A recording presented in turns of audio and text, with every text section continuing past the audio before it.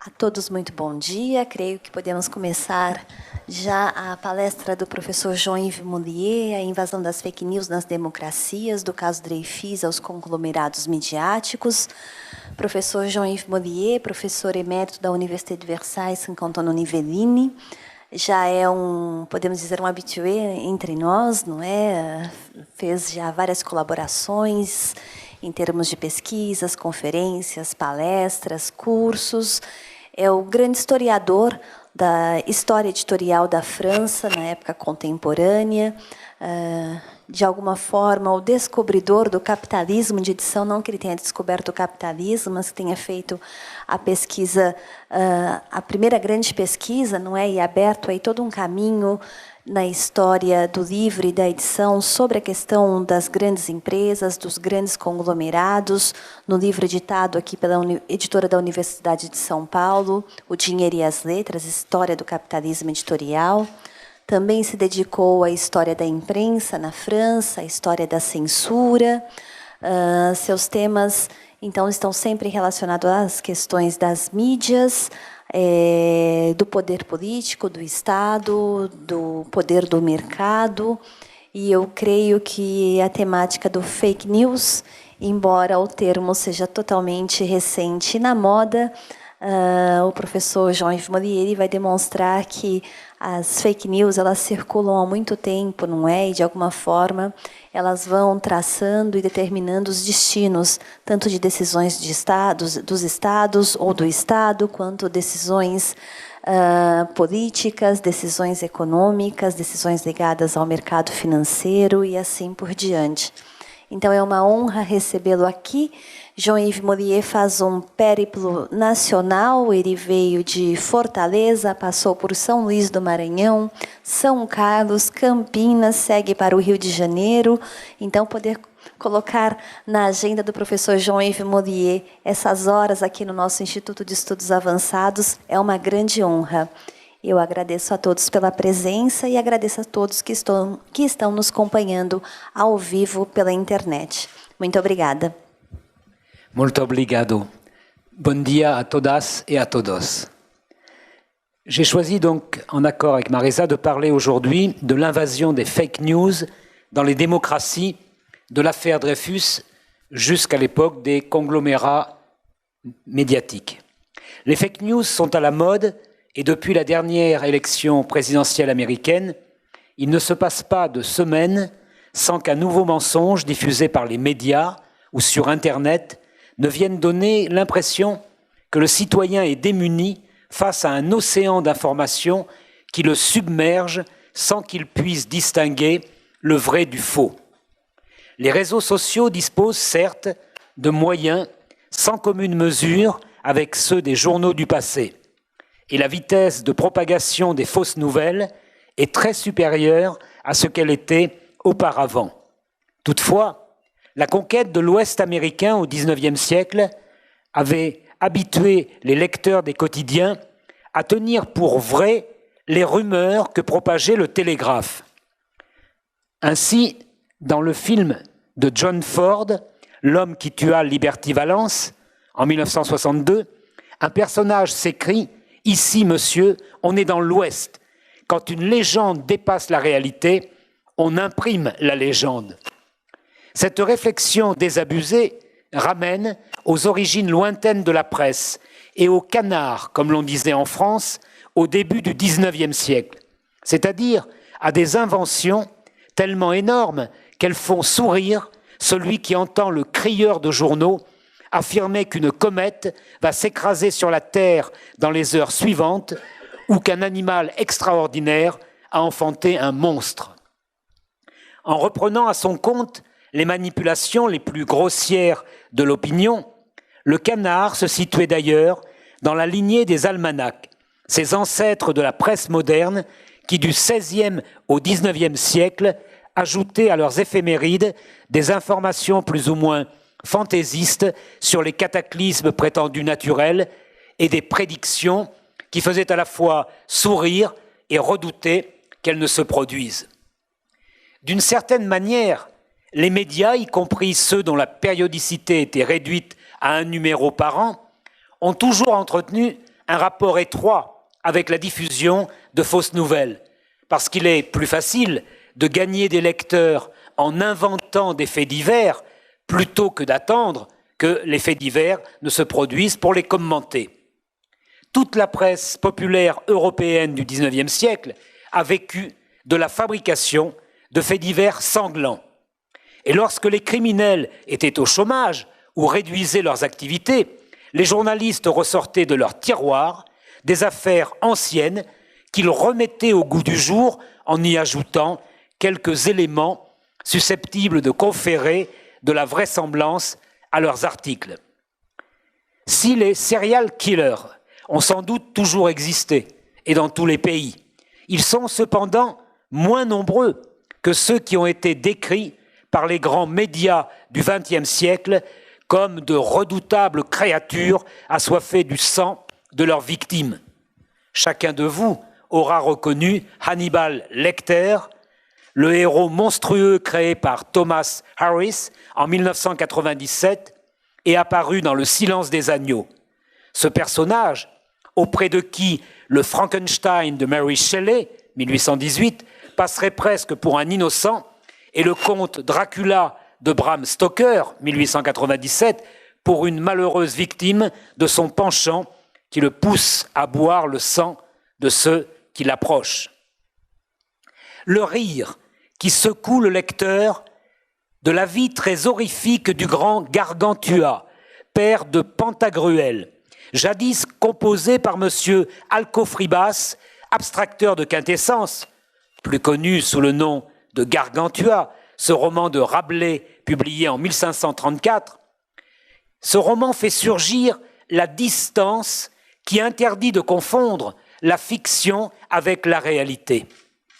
Il en est de même des aventures de Don Quixote de la Mancha et de Sancho Panza qui ont fait le tour du monde,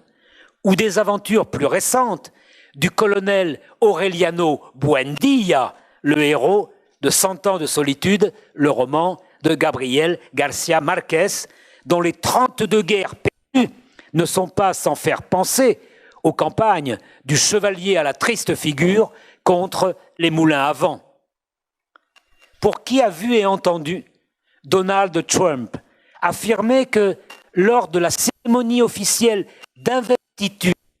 consacrée son entrée à la Maison-Blanche le 20 janvier 2017, il n'y avait jamais eu de foule aussi nombreuse venue saluer un nouveau président américain,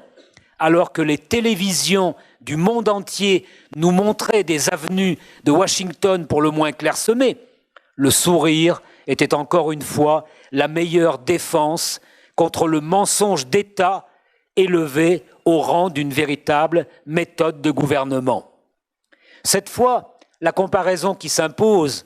est plutôt celle du père Ubu,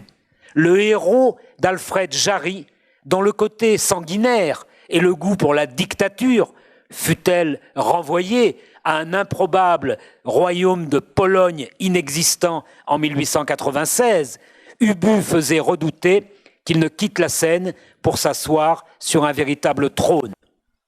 Depuis janvier 2017, les tweets du président américain et ses affirmations ubuesques face au dictateur nord-coréen ont semblé confirmer son penchant immodéré pour les fake news,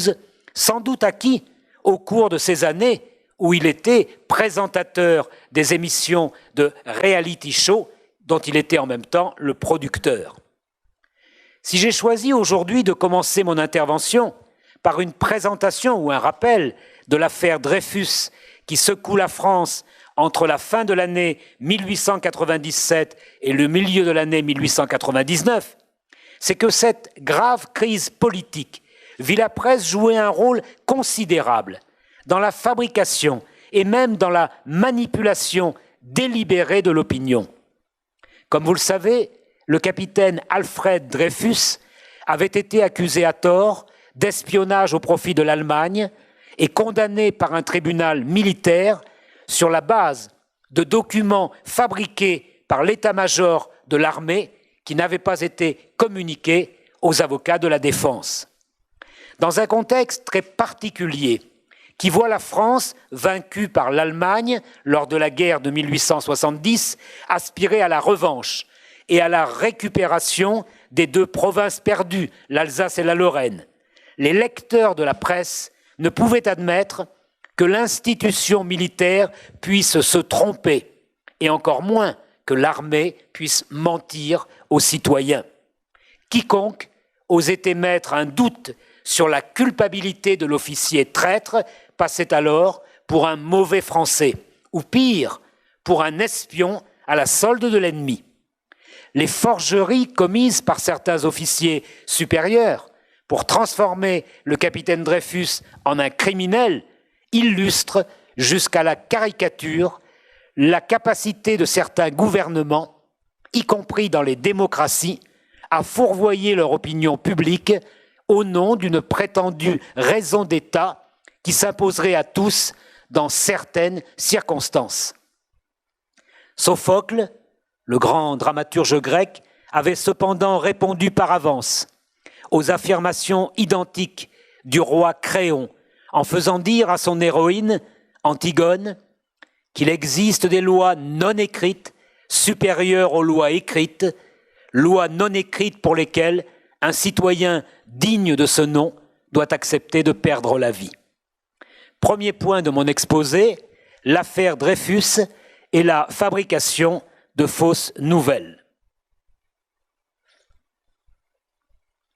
Accusé en octobre 1894 d'espionnage au profit d'une puissance étrangère, le capitaine Alfred Dreyfus fut condamné quelques mois plus tard par un conseil de guerre, un tribunal composé de 7 juges militaires, à la peine maximale, la déportation en Guyane. Enfermé dans un bagne qui avait été prévu pour des prisonniers de droit commun, et non pas dans une enceinte fortifiée comme le prévoyait la loi, Dreyfus fut cependant séparé des autres détenus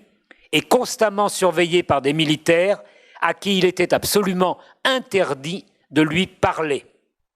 Les études menées sur la presse française des années 1894-1895 montrent qu'il n'y eut pas au départ d'affaire, puisque la quasi-totalité des journaux étaient persuadés de la culpabilité de l'officier Félon. Il faut dire que le ministre de la guerre, le général Mercier, n'avait pas craint de violer la loi en confiant au journal Le Figaro, le 28 novembre 1894, alors que l'on en était au simple stade de l'instruction du dossier judiciaire, que l'état-major général des armées possédait, je cite, des preuves criantes qui accablaient Alfred Dreyfus. Le gouvernement dut intervenir le soir même, par l'intermédiaire du journal Le Temps, son porte-parole officieux, pour rappeler que le ministre de la guerre ne pouvait pas préjuger des décisions du tribunal. Mais le quotidien Le Figaro, le lendemain, confirma les propos du chef des armées. Comme vous le voyez, ce qui allait bientôt se révéler comme l'une des plus graves entreprises de désinformation perpétrée par une institution militaire appartenant à une démocratie authentique provenait des sommets de l'État et allait y demeurer pendant une très longue période. Pour ne pas avoir mené l'enquête judiciaire, selon les règles de la procédure qui exigent à la fois du temps et de la patience, les deux pires ennemis des médias, l'état-major des armées fut rapidement conduit dans une impasse. Ou bien il révélait qu'il s'était trompé et il substituait à l'officier innocent, le capitaine Alfred Dreyfus, l'officier traître, le commandant Valzin Esterhazy. Mais dans ce cas, l'état-major reconnaissait avoir commis une faute très grave. Ou bien il s'enfermait dans ses mensonges et il prenait le risque d'un ébranlement de la confiance en l'armée si la vérité finissait par être dévoilée. Vous le savez, il fallut l'obstination du nouveau chef du contre-espionnage, le lieutenant-colonel Picard, celui qui découvrit la forgerie qui avait été fabriqué dans ses propres bureaux afin d'obtenir la condamnation du capitaine Dreyfus, il fallut son obstination pour que la vérité commence à sortir du puits selon la métaphore filée par les dessinateurs de la presse de l'époque. Encore, Picard y risqua-t-il sa propre vie, puisque ses chefs, refusant de l'entendre et de réparer leur erreur ou la supercherie des premiers responsables de la manipulation des preuves, à savoir le commandant du Paty du Clam, le colonel Sandher, le commandant Henry et le général Mercier, ils l'envoyèrent en mission en Tunisie, dans une région où il aurait très bien pu être tué au combat à la fin de l'année 1897. Les chefs de l'armée ne s'arrêtèrent pas là, et comme le doute commençait à envahir les consciences, notamment la conscience du vice-président du Sénat, Scheurer-Kestner, puis la conscience de l'écrivain Émile Zola, ils multiplièrent les faux en écriture publique, les mises en scène rocambolesques pour couvrir les frasques du véritable coupable et piéger le colonel Picard afin de convaincre davantage encore l'opinion que Dreyfus était bien le seul et unique coupable. En utilisant l'arme de l'antisémitisme qui avait ressurgi avec force en France après la guerre franco-prussienne en 1870, parce que la plupart des juifs de ce pays étaient d'ascendance ashkénaze et portaient des patronymes à consonance germanique. Dreyfus venait d'Alsace et on prononçait Dreyfus, et les Rhénaques venaient de Rhénanie et on prononçait Reinach. Les responsables de cette crise nationale prirent une responsabilité extrêmement grave. En effet, s'il n'y avait pas eu d'affaire Dreyfus en 1894, 1895, 1896, l'affaire allait ébranler le pays dans ses profondeurs en 1898, 1899, et on enregistra des manifestations violentes au plus fort de l'affaire en mai et en juin 1898 dans plus de 300 villes françaises. Les 3 départements que constituait alors l'Algérie s'enflammèrent et il y eut mort d'hommes, de juifs bien entendu, tandis qu'en métropole, on ne comptait plus les magasins juifs aux vitrines brisées et les mannequins de commerçants juifs pendus en effigie. La littérature du trottoir s'en donna à cœur joie et la consommation de papier doubla dans la ville de Paris pendant les mois les plus chauds de cette gigantesque affaire de presse. Les nouvelles et les rumeurs les plus folles étaient répandues à profusion et les journalistes antisémites s'en prenaient à Émile Zola après qu'il eut publié son célèbre « J'accuse » dans le journal de Georges Clemenceau « L'Aurore » le 13 janvier 1898. Transformé en juif travaillant pour les Prussiens, l'Italien d'origine qu'il était, donc un métèque pour les nationalistes les plus chauvins et les plus xénophobes, il ne pouvait être qu'un ennemi de la France et un adversaire à abattre par tous les moyens. Aujourd'hui, on sait qu'Émile Zola fut bien assassiné en octobre 1902, le conduit de sa cheminée ayant été volontairement obstrué par un faux ouvrier partisan de l'Action française. Ce militant d'extrême droite voulait venger la France de ce qu'il considérait avoir été une grave erreur, à savoir la libération d'Alfred Dreyfus et la reconnaissance de la culpabilité des faussaires dans sa condamnation. Même lorsque la Cour de cassation, l'équivalent de la Cour suprême aux États-Unis ou au Brésil, même lorsque cette Cour aura décrété l'innocence totale d'Alfred Dreyfus le 12 juillet 1906 et ordonné sa réintégration dans l'armée, il demeurera, dans l'esprit des nationalistes les plus fermés au doute, la certitude que toute cette affaire avait été monté, dirigé par un syndicat juif immensément riche et trafiquant avec la vérité pour parvenir à ses fins.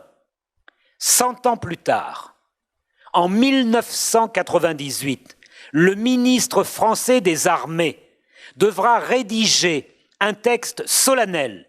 pour que l'ensemble de l'institution militaire accepte enfin de reconnaître que le capitaine Dreyfus était totalement innocent. Quant au journal, le grand quotidien catholique La Croix, un périodique dirigé par les Pères de l'Assomption, une congrégation religieuse qui s'était proclamée en août 1890 le journal le plus antisémite de France, La Croix fera une remarquable autocritique qu'il convient d'appeler plutôt un mea culpa ou un mea maxima culpa, en reconnaissant en cette même année 1998, année du centenaire de l'affaire Dreyfus, que le journal La Croix avait commis un péché grave 100 ans plus tôt en contribuant à alimenter l'antisémitisme des Français qui lisaient le journal La Croix et qui lui accordaient leur confiance. Comme vous le voyez, pour qu'1 siècle plus tard, l'armée et un grand journal catholique respecté, La Croix, soient conduits à dire publiquement leur faute passée, c'est que l'affaire Dreyfus avait vraiment été une des plus grosses affaires, des plus gros scandales des 2 siècles précédents. Bien sûr, on ne parlait pas alors de fake news, et la langue française demeurait l'idiome des élites internationales pour encore quelques décennies. Mais les fausses nouvelles qui avaient alimenté les campagnes de presse des années 1894-1900 avaient été plus énormes que toutes celles qu'on avait pu lire auparavant. Pour quiconque s'intéresse à l'affaire Dreyfus du point de vue des études de communication ou de presse, ou encore à la sociologie de l'opinion publique, la lecture du petit journal, 1 million d'exemplaires vendus chaque jour, la lecture de l'Éclair, du journal, du Matin, ou encore de la Libre Parole, le quotidien antisémite d'Édouard Drummond et de la romancière Gyp, la lecture de ces journaux est tout à fait révélatrice des passions de l'époque. Ce dernier périodique, la Libre Parole, fondé en avril 1892, avait déclenché ce que l'on appela le scandale de Panama, en révélant les dessous du Panama. En septembre 1892, un mystérieux Micros dénonçait la responsabilité des financiers juifs et dans le but de couvrir et de protéger le catholique Ferdinand de Lesseps, le véritable voleur des économies des épargnants qui lui avaient confié leurs économies. En ressortant cette affaire en 1896-1897 et en désignant de nouveau Jacques de Reinach, Cornelius Hertz et Léopold Harton, les 3 intermédiaires juifs du conseil d'administration pourtant majoritairement catholique de la Compagnie universelle du canal interocéanique, Édouard Drummond et la Libre Parole noyaient l'affaire Dreyfus dans un océan d'antisémitisme qui la submergea. C'est en effet l'intrication de ces 2 retentissantes affaires et de ces 2 ébranlements de la conscience française qui explique la violence des affrontements et la coupure du pays en 2. Le dessinateur Carandache illustra cette fracture qui passait à l'intérieur des familles en proposant aux lecteurs du journal Le Figaro daté du 14 février 1898 2 tableaux qui résumaient l'affaire Dreyfus. Sur la première vignette représentant une famille à table, sur la première qui représentait une famille à table, la légende disait « Surtout, n'en parlons pas ». Sur la seconde vignette, montrait un véritable champ de bataille. La table, comme les chaises, avait été renversée et le malheureux chien de la famille avait une fourchette plantée dans le gras de la cuisse. Ils en ont parlé, disait la légende, qui constatait les dégâts collatéraux que l'affaire Dreyfus entraînait en brisant l'unité des familles et en troublant la tranquillité des Français les plus ordinaires. Bien entendu, on ne peut pas prendre pour une analyse scientifique ce qui n'est que la peinture d'un acteur lui-même engagé dans le camp antisémite et anti-Dreyfusard, puisque le grand dessinateur Carandache avait créé un journal satirique, le Pst, dans lequel il faisait paraître des dessins particulièrement violents. Toutefois, il avait su, avec ce dîner en famille,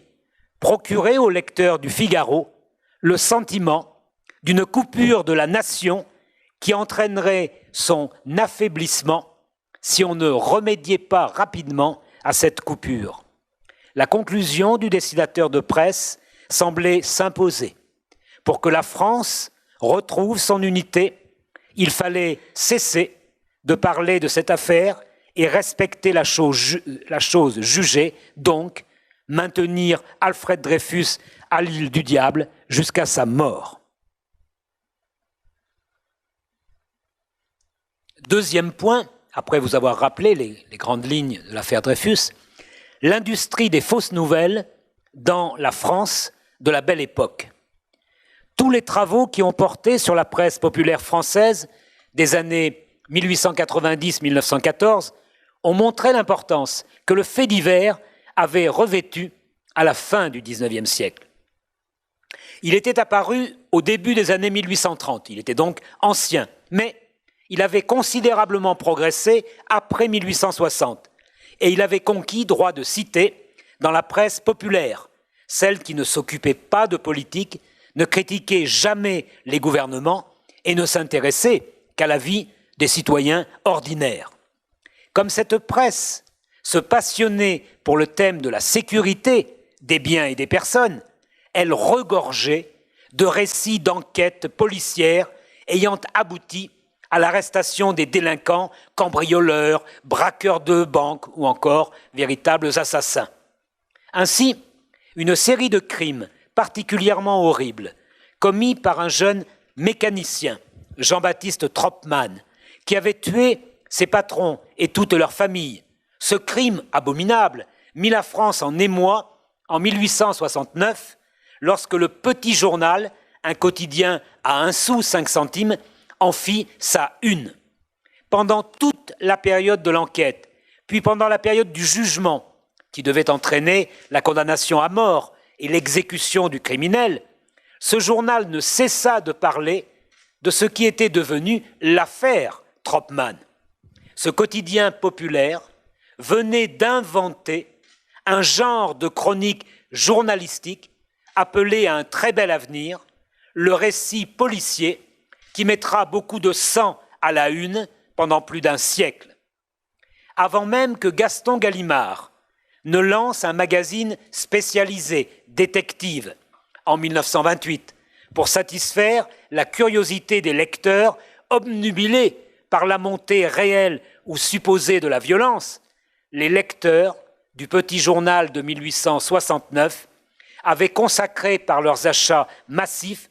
la montée en puissance de la grande presse populaire. Loin d'être spécifique à la France, ce phénomène s'observait un peu partout en Europe, en Grande-Bretagne en tout premier lieu, ainsi qu'aux États-Unis, et peu de pays échappaient à cette fièvre qui enflammait les passions. Lorsque le président de la République française et son chef du gouvernement, le président du Conseil des ministres, Georges Clemenceau, voulurent profiter de la baisse des crimes de sang pour supprimer la peine de mort en 1908, les journaux à grand tirage s'y opposèrent. Avec une belle unanimité, ils affirmèrent, à l'encontre de la statistique judiciaire pourtant formelle, ils affirmèrent que le crime progressait et que la violence n'avait jamais été aussi intense dans les campagnes. Le président Émile Loubet et le président du Conseil, Georges Clemenceau, durent retirer leur projet de loi et la France conserva jusqu'en 1981 la peine de mort dans son code criminel. Chaque fois que des députés de gauche tentèrent de supprimer ce droit barbare, leurs opposants s'appuyèrent sur les journaux les plus lus pour effrayer l'opinion publique et empêcher tout projet de réforme pénale d'aboutir. De la même manière, une partie de la grande presse déformait systématiquement la propagande socialiste. Et Jean Jaurès mourra le 31 juillet 1914 sous les balles d'un assassin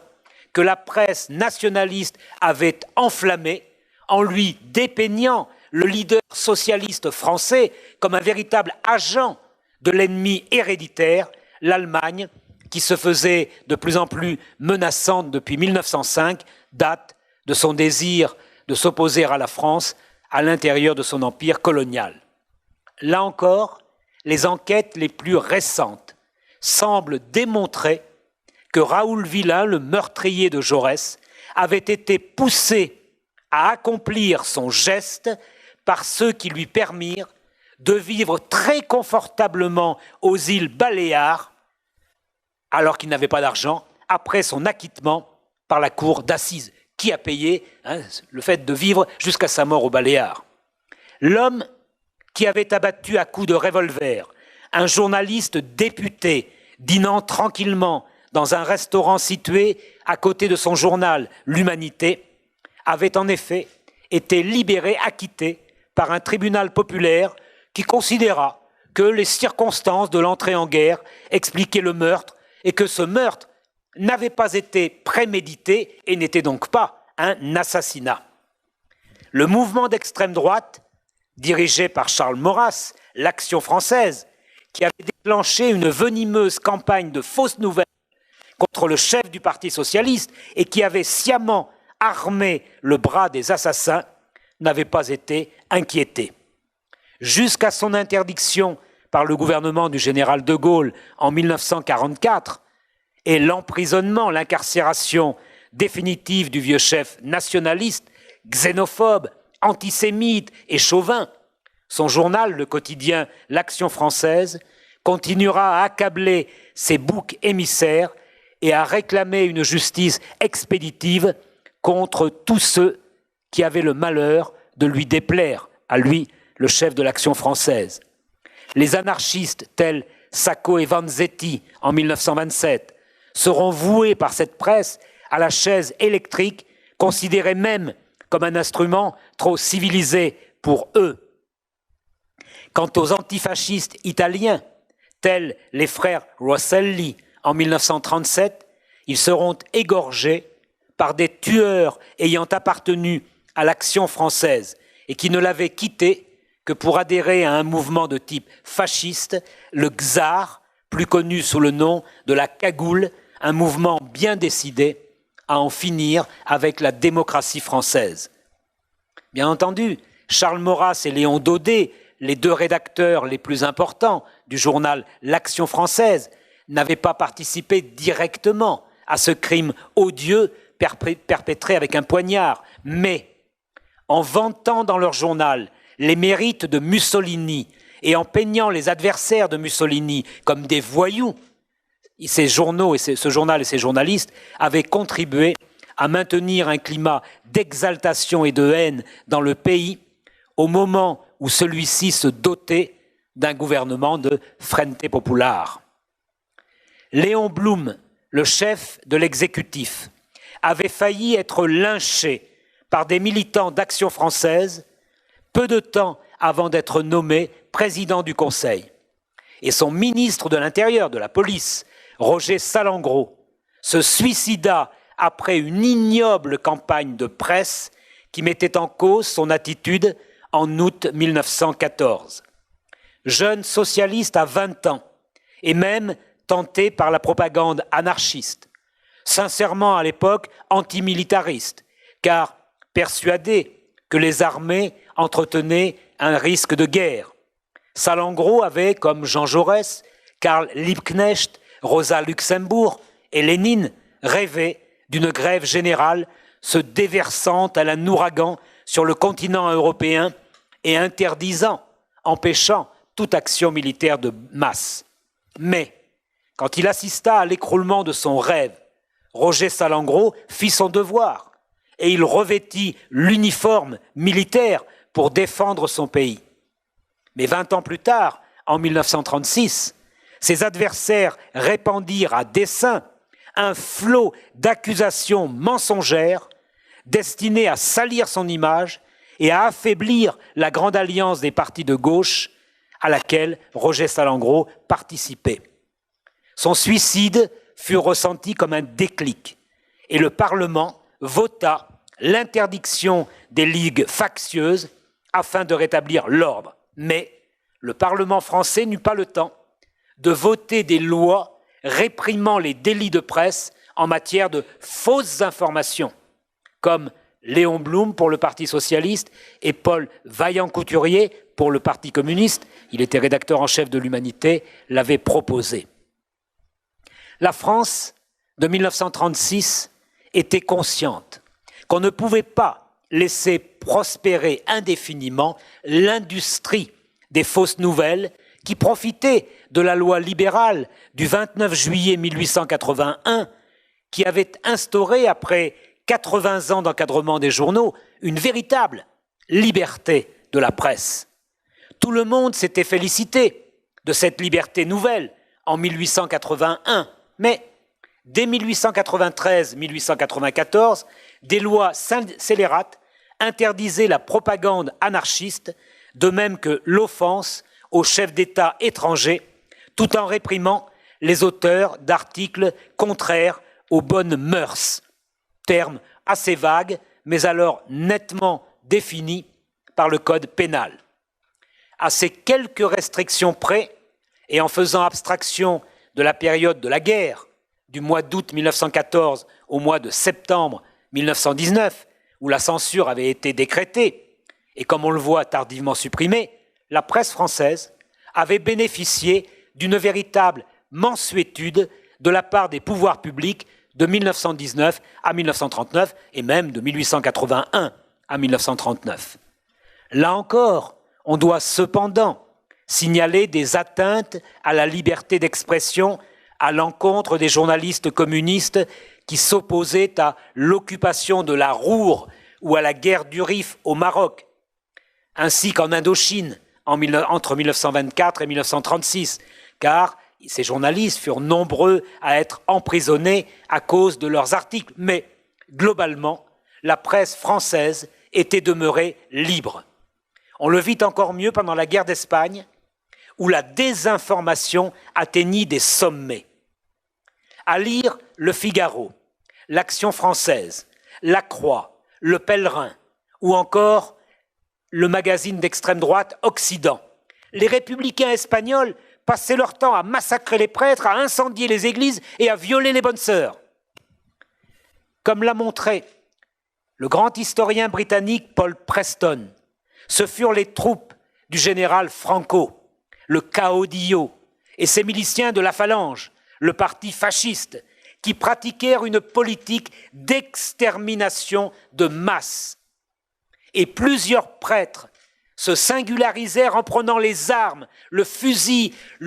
mitrailleur, pour tuer allègrement tous les républicains qu'ils croisaient sur leur route. Toutefois, il y eut bien, notamment en Catalogne, des incendies d'églises et des exécutions d'ecclésiastiques qui contribuèrent à affaiblir le gouvernement légal, le gouvernement de Frente Popular, et qui donnèrent à la presse opposée la matière qui lui permit de développer sa propagande. L'écrivain catholique français Georges Bernanos, il est connu au Brésil, il a vécu au Brésil, Georges Bernanos, qui avait d'abord soutenu le soulèvement franquiste, se révolta devant le spectacle des grands cimetières sous la lune, qu'il décrivit dans son courageux livre publié en 1938. Si l'on veut avoir une idée de la désinformation qui sévit à cette époque, on se contentera de citer le romancier Paul de Miomandre qui raconta à Paul Léotot, un autre homme de lettres, qui le consigna dans son journal, le meurtre d'un prêtre catalan perpétré par la Passionaria la dirigeante du Parti communiste espagnol. Selon le récit, tenu pour vrai, par un esprit pourtant aussi rassis que Paul Leoto, Dolores Ibarruri aurait enlevé la vie au malheureux prêtre catalan en lui coupant la carotide avec les dents. Évidemment, invraisemblable. Si deux écrivains cultivés et intelligents pouvaient accepter de tenir pour vrai, de valider une telle rumeur, que pouvait-on attendre des lecteurs de la grande presse à qui des reporters sans vergogne affirmaient avoir assisté aux scènes qu'ils rapportaient? Peu de temps après, en septembre 1939, pour envahir la Pologne et pour la dépecer, Hitler fera revêtir à ses soldats de la Wehrmacht des uniformes de l'armée polonaise afin de tenir le casus belli officiel qui autoriserait le franchissement de la frontière à l'Est.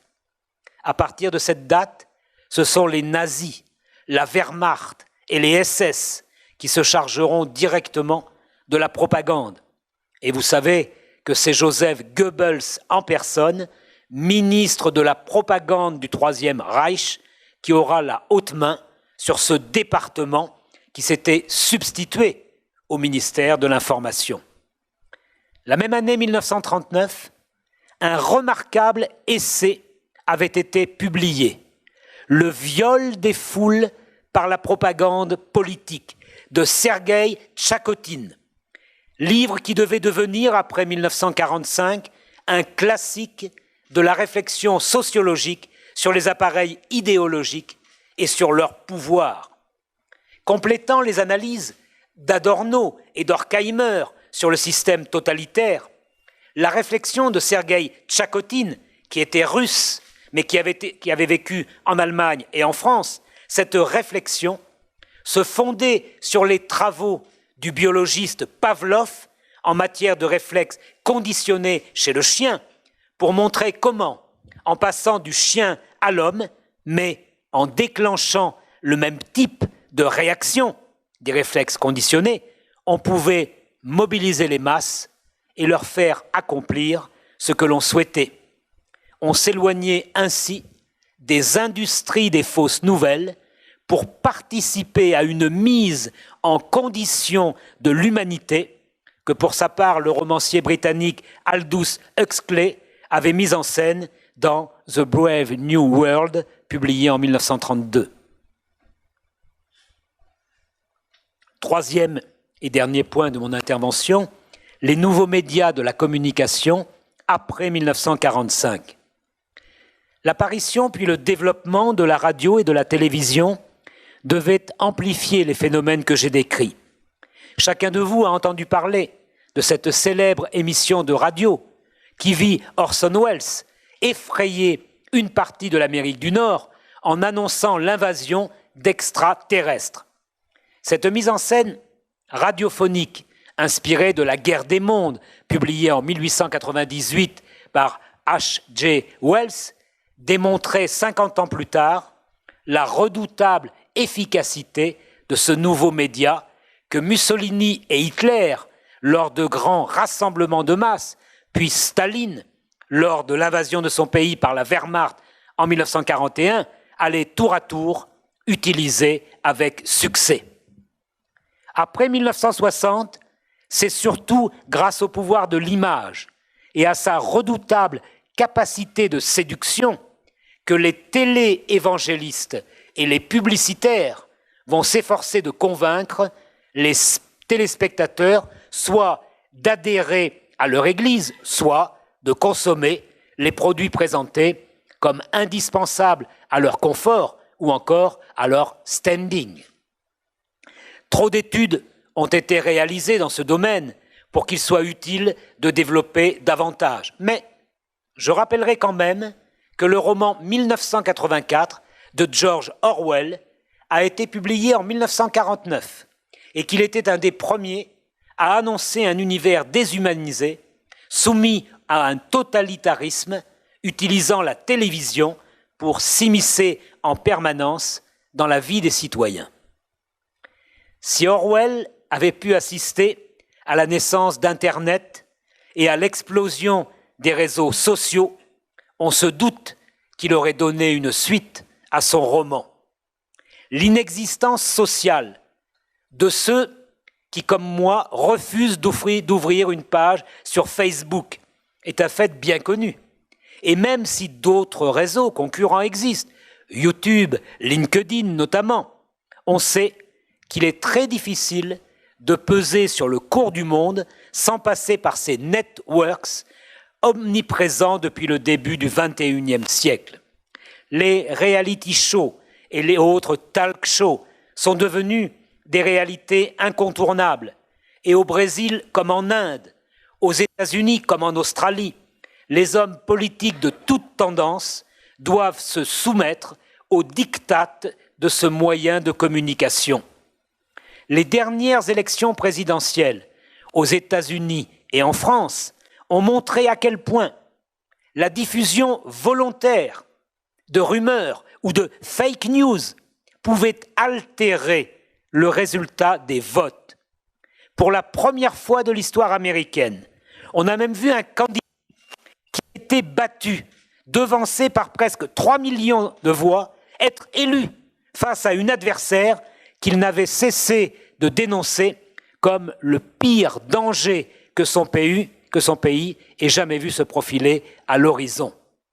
Là encore, on pourra se rassurer en se disant qu'après tout, les campagnes électorales de Richard Nixon et de Ronald Reagan avaient déjà été l'occasion de développer des arguments mensongers, ou que les campagnes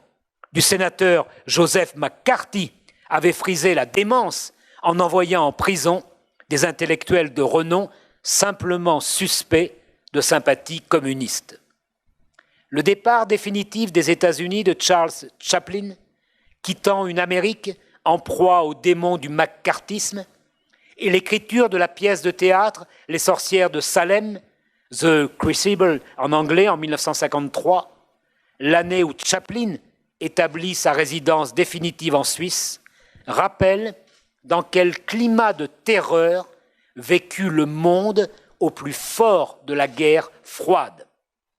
Toutefois, les années 2016-2017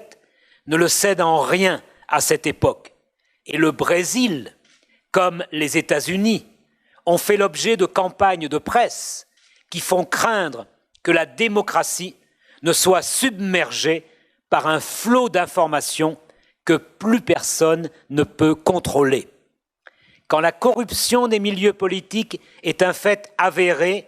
et à peu près universel, puisqu'il a obligé en 2018 le président sud-africain à démissionner, que le Premier ministre israélien est sous le coup d'un mandat d'arrestation, que de nombreux dirigeants français, dont un ancien président de la République, Nicolas Sarkozy, sont également inculpés par la justice, que le président américain Donald Trump et son entourage font l'objet d'enquêtes judiciaires et que le président brésilien est non seulement visé par de nombreuses plaintes, mais qu'il est en prison aujourd'hui, on ne peut que se montrer inquiet. Certes, des journalistes de plusieurs pays se regroupent pour analyser les documents livrés par les Panama Papers et ils tentent de proposer une véritable information sans complaisance qui rappelle les graves atteintes à la démocratie provoquées par l'administration américaine pendant la guerre du Vietnam. Mais Tony Blair et Colin Powell sont toujours en liberté alors qu'ils ont publiquement menti à leur opinion publique en affirmant l'existence d'armes de destruction massive lors du déclenchement de la Deuxième Guerre en Irak. Et vous savez qu'aux États-Unis, le mensonge est un crime d'État. En France, Nicolas Sarkozy,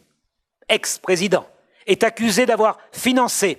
sa campagne présidentielle de 2012 avec l'argent versé 70 millions de dollars par le colonel Kadhafi,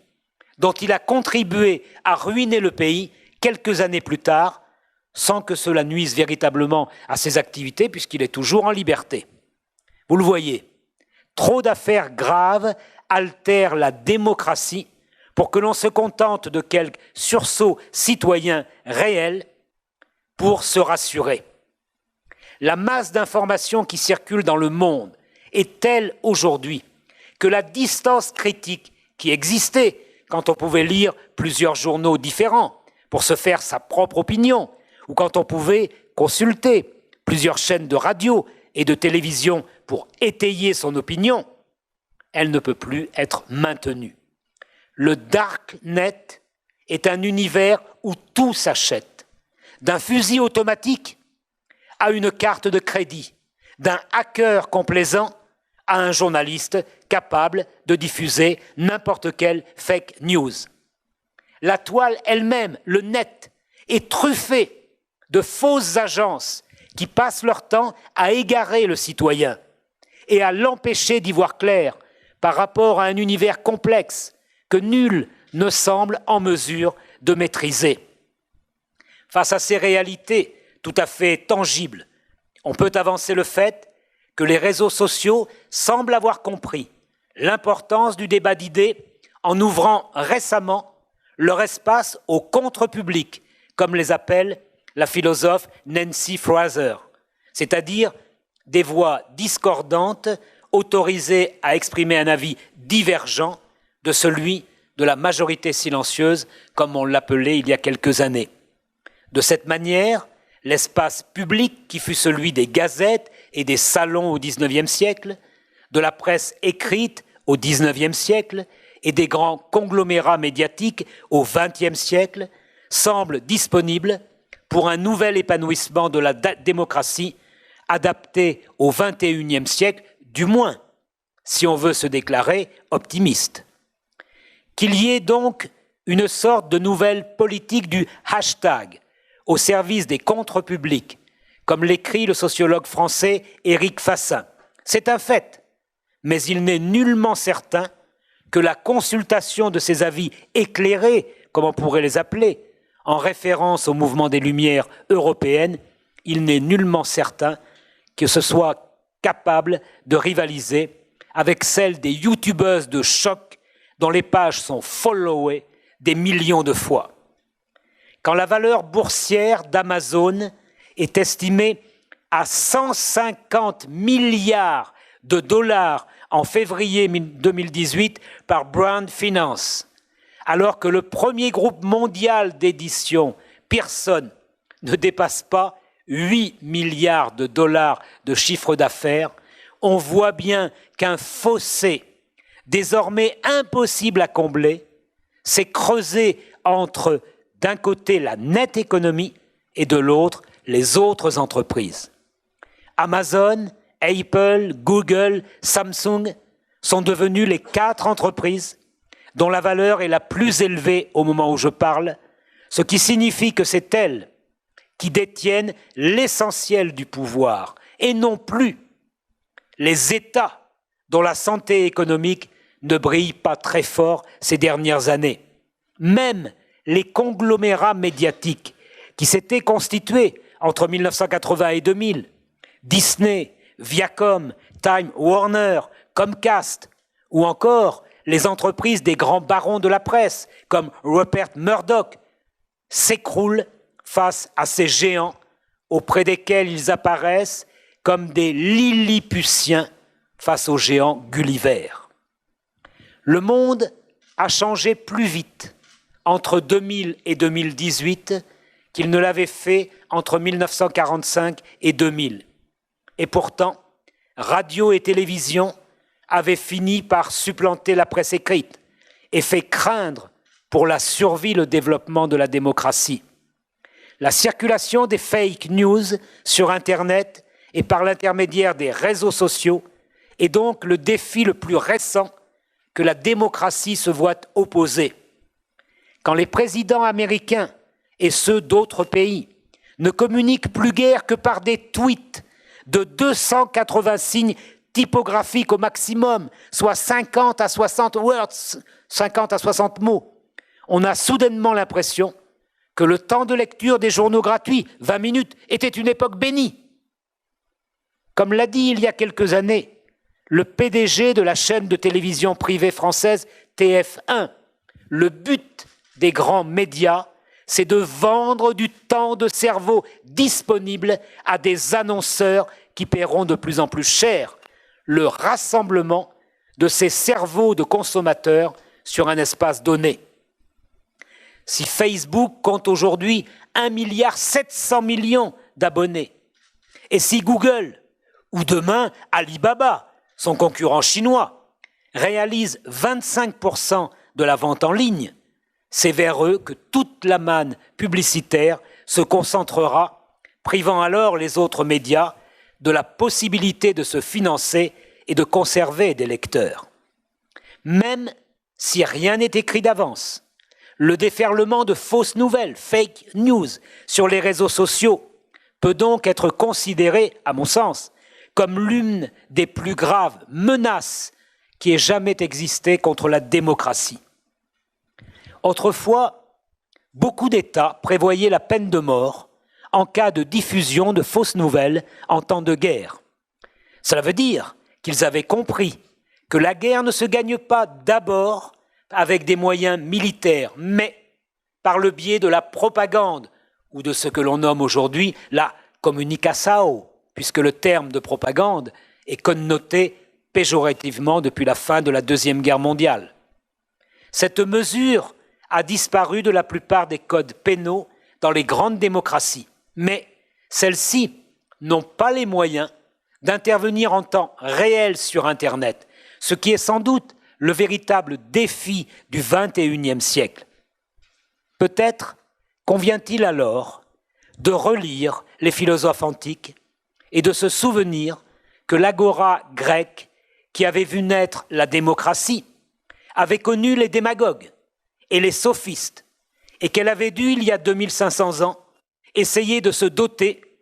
de moyens qui permettent aux citoyens de conserver la maîtrise de son jugement. Le théâtre fut l'un de ces moyens, et Sophocle ainsi qu'Aristophane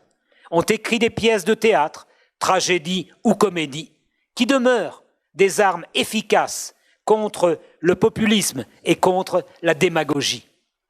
Bertolt Brecht et Henry Miller ont poursuivi ce combat au XXe siècle, tandis que le cinéma,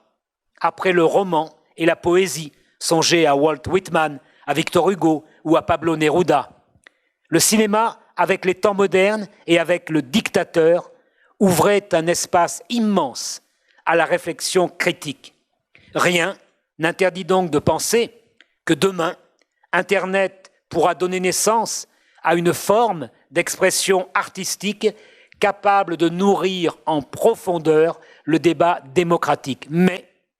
on souhaiterait vivement que ce moment ne vienne pas trop tard et qu'il se produise avant que le temps de cerveau disponible pour le débat démocratique n'ait complètement disparu. Molto obrigado.